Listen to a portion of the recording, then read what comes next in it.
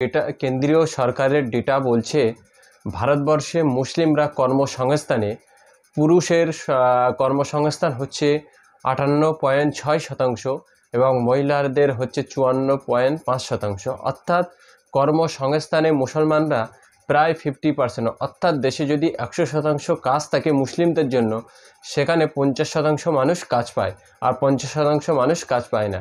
ঠিক মহিলাদের শতাংশটাও একই রয়ে গেছে। 100% মুসলিমদের জন্য কাজ থাকলে সেখানে 50% মুসলিম মহিলারা কাজ করতে পারে আর 50% মুসলিমরা কাজ পায় না। এমতো অবস্থায় দেশের প্রধানমন্ত্রী তিনি মুসলিম বিদ্বেষী বক্তব্য রাখছেন।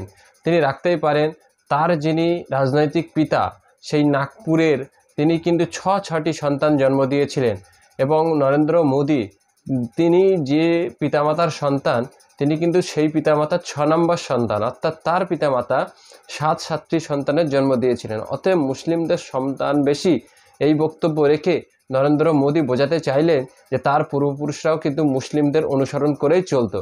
এ বিষয়ে আমাদের বেশি ভাবার কোনো দরকার নেই, কারণ নরেন্দ্র মোদী যেটা বলতে চেয়েছেন সেটা হলো আমরা মুসলিমদের অনুসরণ করে এতদিন চলে এসেছি, আজও চলবো, আগামী দিনেও চলবো।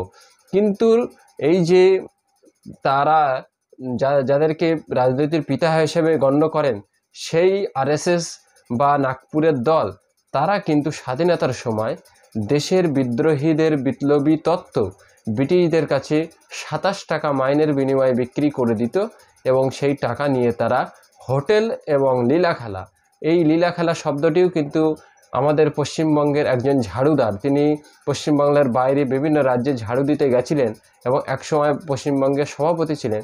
তিনি বলেছিলেন যে বিজেপির মধ্যে লীলা খেলা বেশি হয় আর কর্মক্ষমতা কম হয়, অর্থাৎ হোটেলে সাবান মাখা এবং লীলা খেলায় এর পরিণামেই কিন্তু আরএসএস এবং বিজেপির জন্ম। অতএব যারা এই ধরনের মুসলিম বিদ্বেষী বক্তব্য রাখে তাদের ভাবা উচিত তারা কিন্তু ওই লীলা খেলারই পয়দা।